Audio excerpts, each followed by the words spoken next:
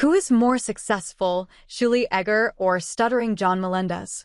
Defining success can be tricky, but here's a comparison of Shuli Egar and Stuttering John Melendez to help you decide. Shuli Egar. Success in comedy, established himself as a comedian on The Howard Stern Show, with his own comedic bits and working alongside successful figures. Podcast presence, runs multiple podcasts with a dedicated following. Lower profile, maintains a less controversial online presence compared to Melendez. Stuttering John Melendez.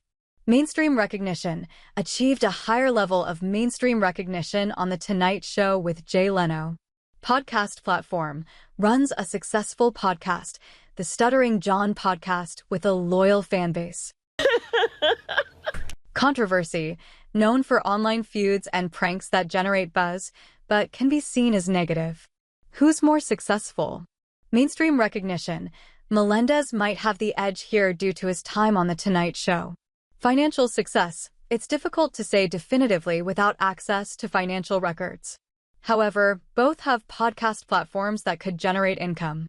Comedy recognition, Shuli might be considered more successful within the comedy world based on his work on The Howard Stern Show. Online presence, both have followings, but Melendez attracts more attention, though often negative. Overall, Melendez, mainstream. If mainstream recognition is the key factor, Melendez wins. Shuli, comedy and consistency. If success in comedy and a more consistent career are important, Shuli might be the answer. Ultimately, it depends on your definition of success. Melendez had a higher peak but more controversy, while Shuli has had a more consistent career within comedy. Ronnie's also killing it on Twitter these days, and by it, I mean women's sex drive. Ronnie's love of racing started as a kid when he got Ben-Hur's autograph after a race.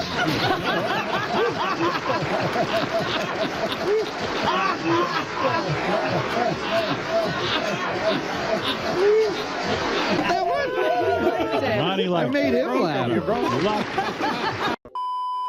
I'm going to tell you something about yourself. You are the least funny person I've ever met. You are not funny. Okay. You're obnoxious. Okay. You're not funny. You would never be a stand-up comedian.